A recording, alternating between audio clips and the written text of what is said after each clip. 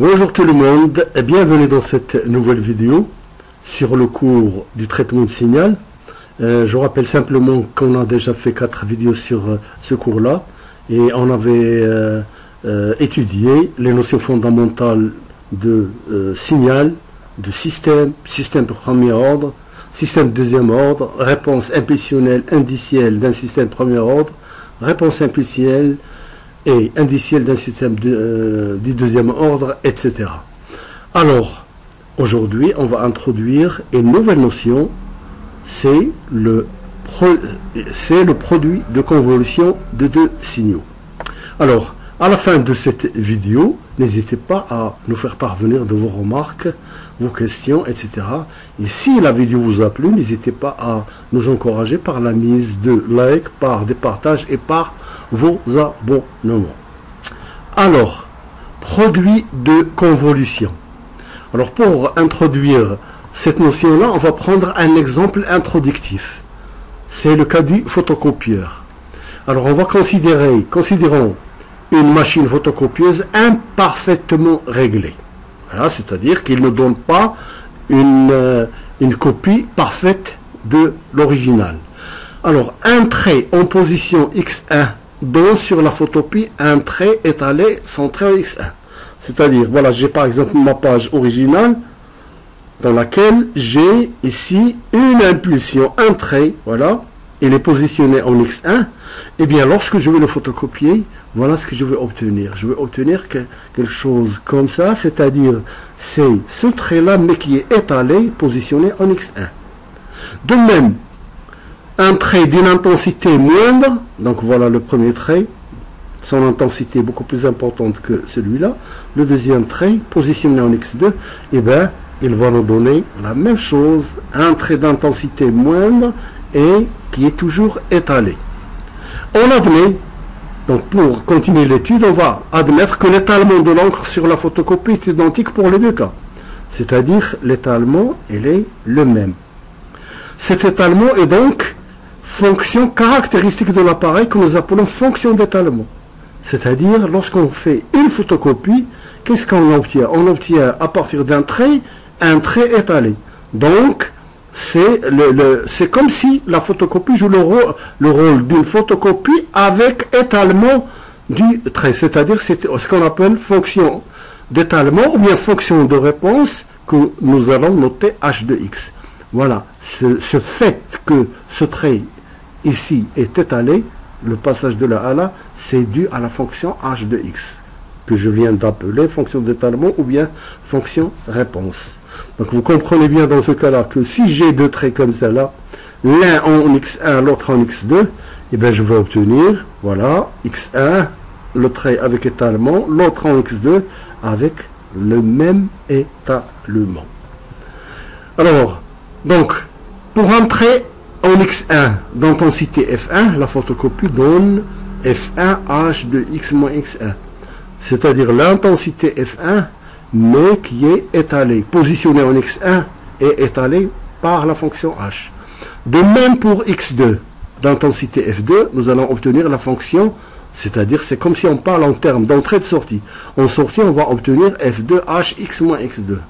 Si maintenant nous avons n traits en x1, x2, xn d'intensité respective f1, f2, fn, voilà, comme indiqué là, donc j'ai le premier trait, le deuxième, le troisième, jusqu'au nème, voilà ce que je vais obtenir à la sortie.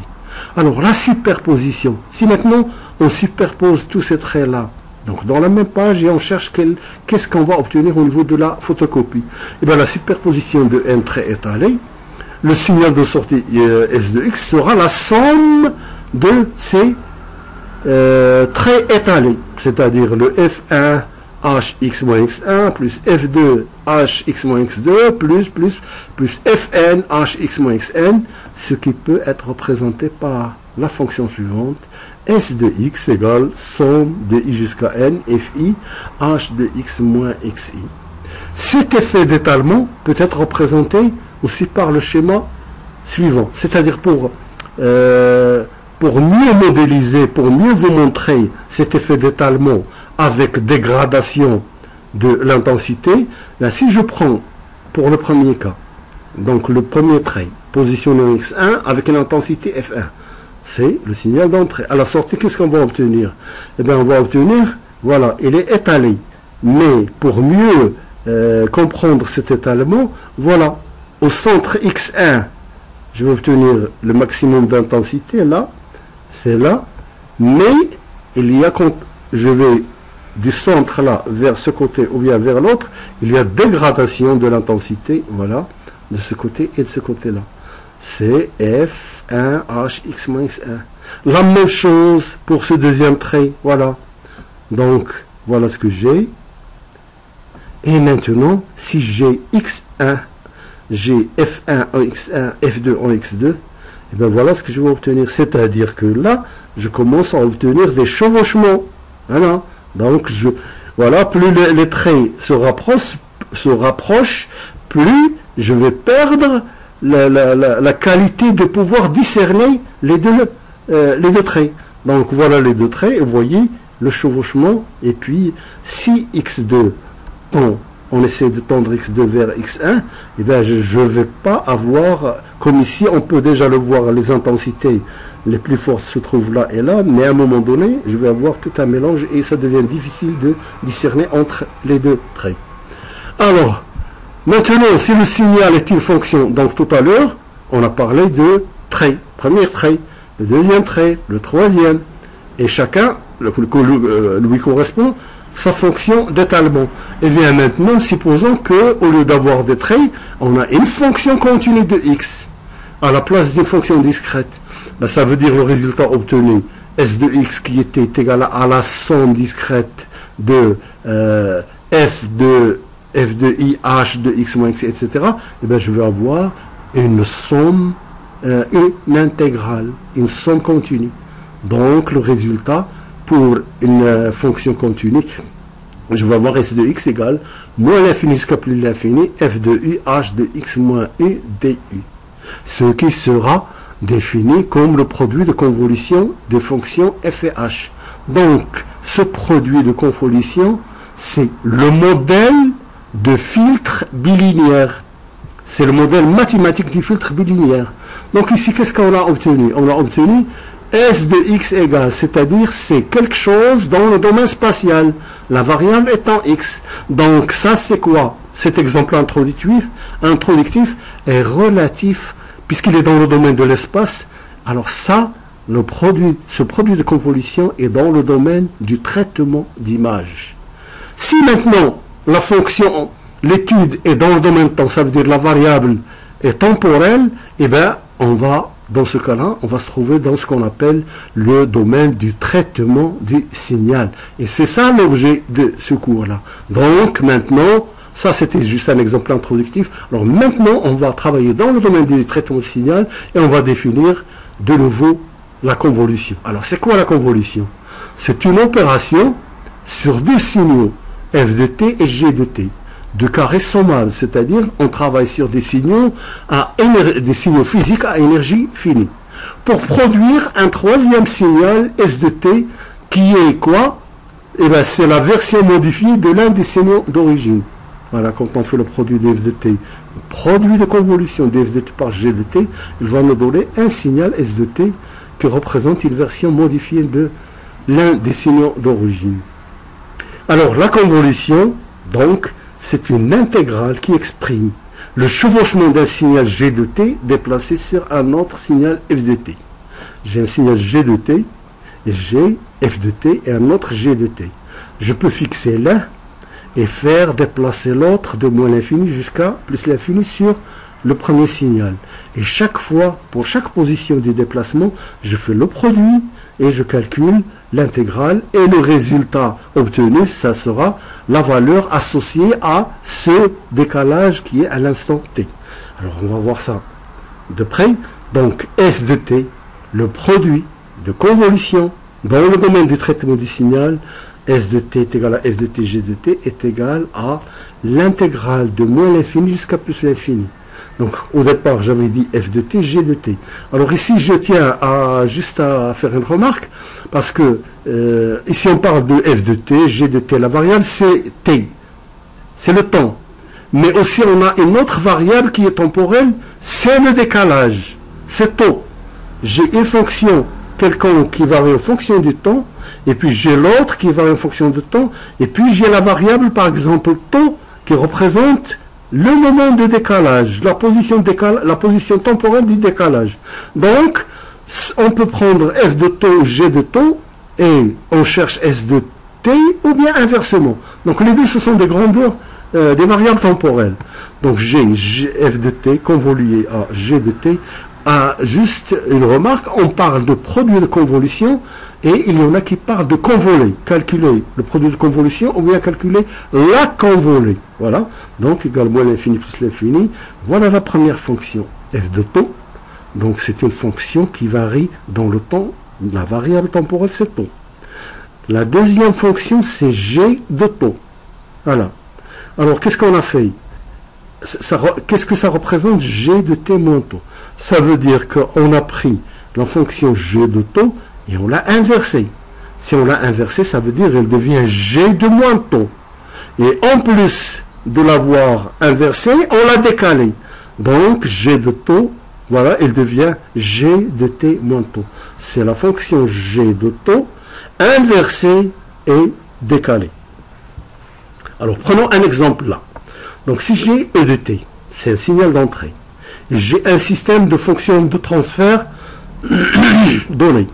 Dans la réponse impulsionnelle, voilà, vous savez que la réponse impulsionnelle, c'est la transformée de la place inverse de la fonction de transfert.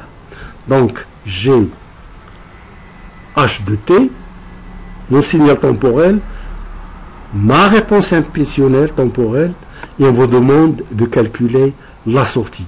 Quelle est, lorsque j'applique ce signal-là, un système qui a cette réponse impulsionnelle, quelle est la sortie? Eh bien, la sortie, par définition, c'est le produit de convolution de E de t avec H de t. Voilà, E de taux, H de t, d'après la définition, H de t moins taux de taux. Voilà. Par exemple, là, si on prend un cas réel, voilà, j'ai le signal d'entrée E de t, voilà, c'est une impulsion qui est étalée là, voilà, hop, hop, voilà, E de t, et j'ai le système a une réponse impulsionnelle comme celle-là, donc le produit de convolution, voilà ce qu'il va me donner. Voilà le résultat de la convolution. Alors, tout ça là, c'est analogue à l'étude que vous connaissez déjà de la réponse S de F d'un système dans le domaine fréquence suite à une excitation E de F. Vous savez que quand vous avez une fonction de transfert un système de fonction de transfert H de F, et bien quand vous appliquez E de F, c'est un spectre à l'entrée, et bien vous obtenez S de F à la sortie. Et bien si vous prenez la transformée de Fourier de cette expression-là, et bien vous allez obtenir la transformée de Fourier inverse. Si vous allez dans ce sens-là, c'est la transformée de Fourier. À S de t correspond S de F, à E de t correspond E de F, à H de t correspond H de F, et au produit de convolution correspond un produit normal. Et l'inverse, la transformée inverse c'est S de t, la transformée inverse c'est E de t, la transformée inverse d'un produit normal, c'est le produit de convolution, etc. Donc si j'ai un signal d'entrée, voilà, dans le spectre il est suivant. Donc ici, on a pris un signal pour mieux expliciter ce cas, qui a une bande passante comme ça, c'est-à-dire il a une bande passante dans laquelle j'ai une bande basse, et puis voilà, j'ai une petite bande haute fréquence là. Donc tout ça c'est le spectre de mon signal d'entrée. Et supposons que j'ai une fonction de transfert qui est définie de la manière suivante, c'est-à-dire entre 0 et là, et Fc la fréquence de coupure, et laisse passer. Et au-delà de Fc, il coupe. Voilà, c'est un filtre passe-bas. Et bien lorsqu'on va injecter ce spectre dans cette fonction de transfert là, et bien cette fonction de transfert, il va couper le signal. Supposons que Fc se trouve là, et bien il va laisser passer cette partie là, et puis il va couper celle-là. C'est-à-dire voilà ce que je vais obtenir à la sortie. Le signal est filtré, ça veut dire la HF a été supprimée. Donc si on cherche quelle est la partie haute fréquence qui a été supprimée, c'est celle-là. Voilà, elle est là. Alors, quelle est maintenant la réalisation pratique du produit de convolution? On vous donne un signal, c'est la chose la plus courante en physique, on vous donne deux signaux, on vous demande de déterminer leur produit de convolution, et donc la manière pratique pour le faire, c'est ce qu'on va voir maintenant. Soit on vous dit que f de taux, les deux signaux peuvent être deux signaux quelconques à convoluer, ou bien c'est le cas le plus souvent, ça c'est beaucoup à caractère mathématique, c'est-à-dire on a deux signaux quelconques, on fait leur convolution, tandis qu'en physique, généralement, il s'agit d'un signal, et puis l'autre représente une réponse impulsionnelle. Donc j'ai soit deux signaux quelconques, soit l'un est un signal, et l'autre signal, c'est quoi? C'est la réponse impulsionnelle d'un système qui va être traversé par ce signal d'entrée f de taux. Voilà. Alors, voilà. Maintenant, on va expliciter cette intégrale-là, qui représente la définition du produit de convolution. Donc, gf de t, convolué à g de t est égal à quoi? On a dit, c'est l'intégrale de moins l'infini plus l'infini de la première fonction, du signal d'entrée, par exemple, là, voilà, et g de t moins taux. Ça veut dire, c'est la réponse impulsionnelle qui est inversée, c'est g moins taux, et qui est décalée, donc c'est gt moins taux de taux. Donc, on va faire l'intégration par rapport à taux, et finalement, on va trouver la fonction, le résultat S de t, c'est-à-dire le produit de convolution en fonction de t, c'est-à-dire en fonction du décalage. Alors, donc, si je commence par là, qu'est-ce que j'ai ici? J'ai f de taux, c'est la première fonction, g de t moins taux. Donc, regardez là, en vert, le moins taux, c'est quoi? Rotation de l'une des fonctions, c'est-à-dire ici, c'est g de g, des fonctions par rapport à l'axe des y. Voilà. Donc, ça devient g de moins taux. Ensuite, vous avez le t là. Ça veut dire quoi? Ça veut dire, en plus de la rotation autour de l'axe des y, on le fait décaler. Donc, au départ, c'était g de taux. Après, rotation de l'axe des y devient g moins taux. Et après décalage, ça devient g de t moins taux. Donc, voilà le paramètre de décalage. Après, qu'est-ce qu'on a? Eh bien, ici, le bleu là, c'est la multiplication de la fonction inversée et décalée par l'autre fonction.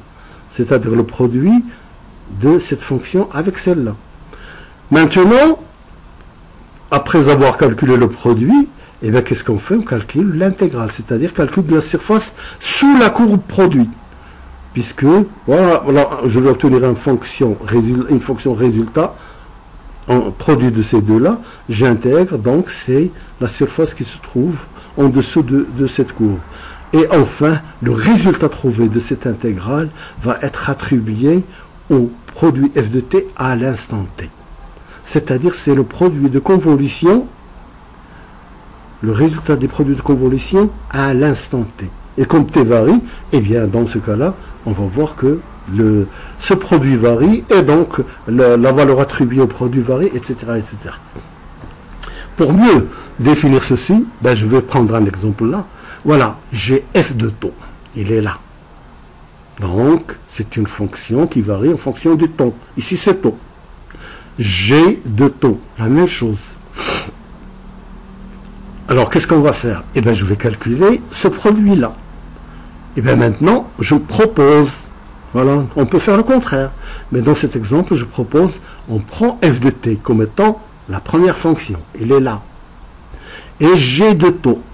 Donc, quelle opération je dois faire d'abord sur g de taux? D'abord, je dois l'inverser, c'est-à-dire faire la rotation de cette fonction autour de l'axe des y. Ça veut dire que cette partie-là, elle va venir là, voilà, jusque-là. Et cette partie-là, elle va venir jusque-là. Voilà par exemple là. L'inversion. Elle est là. Et ensuite, et bien maintenant, j'ai f de taux et g de taux pour un décalage quelconque, t. Voilà. Alors dans cette position-là, parce qu'on va faire, après avoir inversé ça, on va la faire balayer, celle-là elle est fixe, on va la faire l'inverse de ça, on va le faire balayer de moins l'infini jusqu'à plus l'infini. En effectuant le produit et en faisant l'intégrale. Donc, dans une position quelconque t, que ce soit de ce côté ou quelconque, par exemple ici, là, qu'est-ce que j'ai? Ben, voilà, g de t qui a été inversé, elle est là, voilà moins f de t. Donc, dans cette position-là, par exemple, je prends ici la position repère, c'est-à-dire ici, mon décalage t, lorsque je vais inverser là, je vais avoir comme ça et comme ça. Et je vais prendre ce point-là comme étant le repère, je vais l'appeler t, la valeur du décalage. Ici, je n'ai pas encore décalé, donc t en ce point-là est égal à 0. Et lorsque je le déplace comme ça, t il a une valeur quelconque, que ce soit de ce côté ou de ce côté. Ici, là, qu'est-ce que j'ai? J'ai ma fonction f de taux et j'ai g de t moins taux. Elle est là. Et bien, je vais faire, d'après cette expression, le produit là, c'est-à-dire je fais le produit de cette fonction avec celle-là. Et bien, quand je fais le produit, qu'est-ce que j'ai? Ma fonction là, rose là, elle est définie, il existe entre ce point et ce point-là. C'est-à-dire de là jusqu'à moins l'infini, il est égal à 0.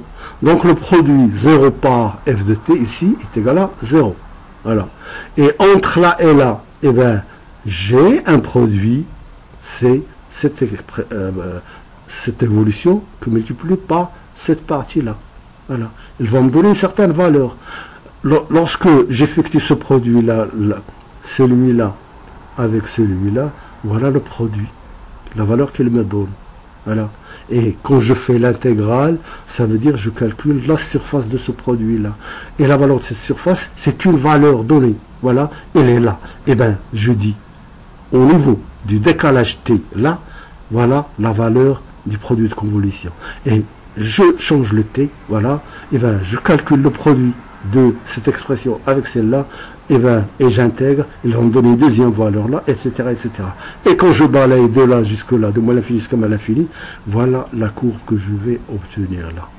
Donc ici, c'est juste pour indiquer que de là jusque là, le produit est nul parce que ici, f de t est différente de 0, mais g de t est égal à 0. G de t moins t est égal à 0. Et la même chose, de là à là, le produit est égal à 0, car ici, g de t moins t est égal à 0, mais g de t moins t, ici, il est différent de 0, mais le produit est égal à 0. Donc le résultat, produit plus sommation pour ce décalage-là. Voilà le principe, ou bien la réalisation pratique d'un produit de convolution. Alors maintenant, on va voir les propriétés de ce produit de convolution. Eh bien, la commutativité, c'est-à-dire j'ai un signal d'entrée, j'ai la réponse impulsionnelle d'un système et je cherche S de t. Donc on m'a dit, si c'était dans le domaine de fréquence, je vais avoir E de P, H de P, S de P. Et donc S de P est égal à E de P fois H de P. Et puisqu'on est dans le domaine temporel, eh bien S de T est égal à E de T convolué à H de T. Voilà. Et bien, donc ça veut dire si vous faites le E de T fois H de T ou bien le H de T fois E de T, puisque quand vous faites, je reviens là, quand vous faites F de T, G de T moins taux, si vous faites ici c'est F de T moins taux par G de T, c'est la même chose. Vous allez obtenir les mêmes résultats. Donc ça veut dire qu'il y a commutativité. Alors, associativité. Alors S de T est égal à quoi? Est égal à E de T fois H de T. Voilà, supposons que j'ai E de T, j'ai H1 de T, première réponse impulsionnelle, une deuxième réponse impulsionnelle, à quoi est égal S de T? Eh bien, S de T, on peut définir ici E' de T par exemple, est égal à quoi? Est égal à E de T fois convolué à H1 de T. Et donc S de T est égal à E' fois H de T, c'est-à-dire c'est E de T convolué à H de T convolué à H1 de T convolué à H de T. Voilà. Et puis la distributivité, eh bien, elle résulte de la linéarité des intégrales, c'est-à-dire S de T est égal à E de T, voilà, est égal à S de T est égal à E de T fois H de T, et comme H de T est égal à H1 plus H2, donc est égal à H1 de T plus E de H de T. Voilà, c'est H1 de T et S de T est égal à E de T H1 de t plus E2 de t, H2 de t. C'est-à-dire, voilà ce que je vais obtenir. Et enfin, l'impulsion de Dirac, c'est l'élément neutre de la convolution. Eh bien, c'est S de t, ou bien S de t fois delta, c'est-à-dire un signal S de t fois delta de t est égal à delta t fois S de t, d'après la commutativité, et bien est égal à S de t. Pourquoi? Parce que eh bien, quand vous avez la fonction f de t par exemple, ou bien S de t, vous la multipliez par le delta, et bien dans ce produit n'existe que la valeur qui est à la position de l'impulsion, c'est-à-dire S de t. La même chose qu'on a dit là, elle est la même chose lorsque je procède à j'ai une impulsion décalée. Donc S de t est égal à delta de t moins taux, etc., etc. Alors maintenant, on va faire une application. Voilà. Et on prend un exemple, dans un premier temps, un exemple plus simple. Mais on va voir, on va prendre des exemples un peu plus compliqués lors de la séance des exercices. Alors, soit E de t, pour simplifier, on considère que E de t est égal à H de t. Il est défini comme étant 1 fois rectangle t moins 2 sur 4. Ça veut dire quoi là 1 ça veut dire c'est l'amplitude de notre rectangle. C'est un signal rectangle, comme ça là. Voilà, comme ça là. Donc rectangle 1, c'est son amplitude. T moins 2, ça veut dire il est décalé par rapport à l'axe des Y de la valeur de 2. Le centre là, il est décalé de 2. Et sur 4, et 4 signifie quoi? C'est la largeur de la pulsion. Voilà. Donc, H de t moins 2, ça veut dire le centre de l'impulsion, il est à 2, et sa largeur est 4, et d'amplitude 1. Les deux signaux E de t, H de t, ils ont la même forme. Alors, calculer le produit de convolution. S de t eh bien, est égal par définition E de t fois H de t qui est égal à l'expression que maintenant vous connaissez bien. Eh bien, l'étape 1. Donc, soit on considère que les fonctions varient, voilà, en fonction du temps et que le décalage c'est taux. Dans ce cas-là, on cherche le produit de convolution en fonction de taux. Ou bien l'inverse. Si on considère que la variable temporelle, la variable de variation de la fonction, c'est taux, et bien dans ce cas-là, la variable de décalage, ça va être t, etc. Donc, soit j'ai E de t et H de t, soit j'ai E de taux, H de taux. Si on prend par exemple ce cas-là, voilà, donc E en fonction de taux, et le décalage va être exprimé en fonction, le niveau, la valeur de décalage, il va être exprimé, si on prend ce cas-là, en fonction de t. Donc, la première opération, qu'est-ce qu'on a? J'ai E de taux et H de taux. Alors, la première opération, c'est inverser H. H de taux. Voilà H de taux. Il est là. Inverser H de taux, ça veut dire faire la rotation autour de l'axe des Y. Et je vais obtenir là. Ce front-là, eh bien, il va rester, puisqu'on fait la rotation autour de Y, elle va rester là. Voilà. Et c'est ce front que je vais prendre comme repère de décalage. Donc, je vais l'appeler T. C'est la variable relative au décalage. L'étape 3. Donc, on a inversé, c'est-à-dire ça. Et bien maintenant, on va décaler de la variable T. Voilà. Là, c'est juste inversé. Et là, le décalage, c'est à gauche ou à droite. Donc, H de T moins taux, c'est H de taux inversé et décalé. Voilà, il est décalé. Et on va voir, on va faire T, ce temps de décalage, puisque je l'ai pris comme repère. Donc, je me repère toujours à la valeur du décalage par rapport à T. Il est là. Donc, je vais de moins l'infini. Voilà, je continue, j'arrive là, je continue, et je vais jusqu'à l'infini. Donc, quand je suis là, voilà le décalage en question. Et enfin, voilà, c'est ce que je viens de dire, je vais déplacer, celle-là on va la garder fixe, et je vais déplacer h de t moins taux de moins l'infini jusqu'à plus l'infini. Voilà, et je vais chercher à calculer le chevauchement, l'intégrale du chevauchement qui va exister. Par exemple, à cet instant-là, il n'y a pas de chevauchement. Mais si t arrive là, je vais voir comme ça là, si t arrive là, ça veut dire que je vais voir cette partie de chevauchement. Alors voilà, K1. Voilà. Le t, elle est là. T est inférieur à 0. Et bien, on voit bien que le produit des deux est égal à 0. Pourquoi? Parce que celle-là, il n'existe que là. Le reste, là et là, il est nul. Celle-là, elle est différente de 0 là, mais le reste, il est nul. Donc le produit ici de celle-là avec E de t est égal à 0. Et il va rester égal à 0 jusqu'au moment où ce front-là arrive là. Lorsque ce front arrive là, là, c'est la limite du chevauchement nul. Donc, quand t est inférieur à 0, S de t est égal à 0. Pas de chevauchement entre les deux signaux. K2. Le K2, c'est, eh bien voilà, le t, je suis là. Je continue à le déplacer. Mais pour chaque position de t, je calcule le produit et ensuite intégrer ce produit. Comme mes deux fonctions, elles valent 1, donc ici, le produit entre les deux est égal à 1 et l'intégrale de 1, voilà, elle va me donner la chose suivante. Quelles sont les bornes? Donc, puisque le chevauchement, c'est entre 0 et t. Donc, S de t. Lorsque t, voilà, quand t varie, celui-là, là, ce franc, lorsqu'il varie de là jusque là, le chevauchement est différent de 0. Et par exemple, dans cette position-là, voilà, c'est quoi le chevauchement? C'est l'intégrale de 0 jusqu'à de 0 jusqu'à t. Voilà, de 1 que multiplié par 1, qui est égal à 1, il va me donner t. Voilà. Donc, surface de chevauchement est comprise en t égale 0 et t. T égale 0 et l'instant t. Voilà. Et bien, je continue. Si maintenant je continue le déplacement là, et bien, plus je déplace ce front-là, plus la surface de chevauchement augmente. Et bien, on peut deviner que plus t augmente, plus la surface augmente de manière linéaire par rapport à t. Et quand est-ce que le maximum va être atteint? Lorsque ce front-là atteindra ce point-là, et donc ce point-là atteindra ce point-là. C'est-à-dire chevauchement total.